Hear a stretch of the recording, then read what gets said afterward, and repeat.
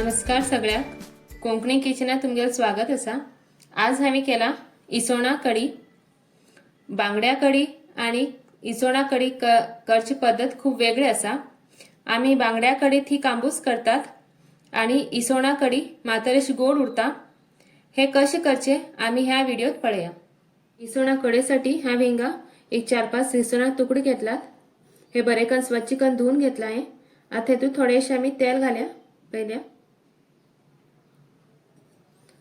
आणि हिंगा हाय बारीक तुकडे करून घेतला कांद्याचे ते घालून घ्या आणि थोडेश मीठ बरे कन लावून घ्या एका आणि एक 2-3 मिनिट हे असेच लावून दवऱ्या। तोपर्यंत आम्ही मसाल्याची तयारी करून घ्या। कडेसाठी हा हिंग घेतला 1 कप सोय। हिंग आम्ही 4-5 सुकी मिरसांग घेतला। हे आमका बांगड्या कडी आणि ताल्ल्या कडी जशी आम्ही तिखट करतात तशी तिखट करची ना, थोडीशी गोड अशीच खाची इसवणा कडी आमका। तशी म्हणून हा हिंग 4-5 मिरसांग घेतलात आणि 1 चमचो हा हिंगा कोथिंबीर घेतला।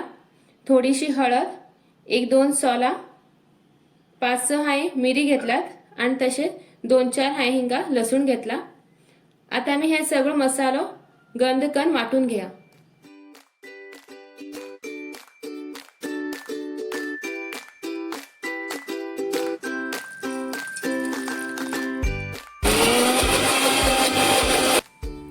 आता आम्ही हिंगा तोपात मसाला खाण घेतला आणि ते खतखतू दवरला। तुम्ही तुमगेले कसे जाय तितले उदा घाल घ्या। इतून कसे जाड जाय का पातळ जाय तितले आणि इतून थोडेश मीठ घाल घ्या चवीप्रमाणे। कढी आता बरो खतखत येऊ लागला। हे दवरन आता 5 मिनिट झाले। आता आम्ही कांदा आणि लावून घेतले ते एक कण घाल्या इतून तिसवण।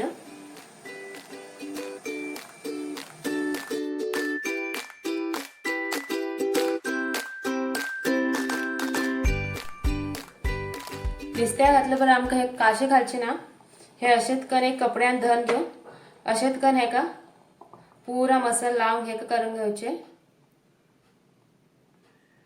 आम्ही कासे घातल्यावर हे नुस्त्या तुटू शकता। जास्त वेळ बी आम्ही हे खतखत दवरची ना, कित्याक म्हळ्यार हे नुस्त्या इसवण बगीत हितून शिजतात। एक 5 मिनिट दवरचे। कढी आता खतखत बरो येला।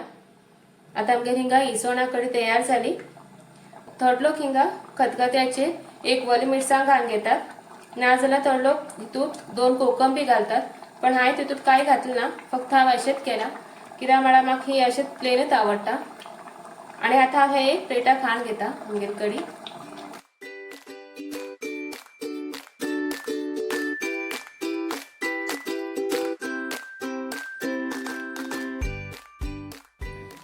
इसवणा कडी हिंग तयार आसा। हांव हेका शीताबरा प्लेटिंग केला। तुम्ही हे उकड शीताबरा ना जाल्यार भाकरे बरबी हे खाऊ शकतात आणि हे इसवणा कडेची वास बी बरो सुटला। तुम्ही ही रेसिपी नक्की कन पळया आणि मग कमेंट कन सांगा कश जाल म्हण। आणि कोंकणी किचनाक लाईक, शेअर आणि सबस्क्राईब करूक विसरू नका। व्हिडिओ पळयल्याबद्दल तुमगेले धन्यवाद।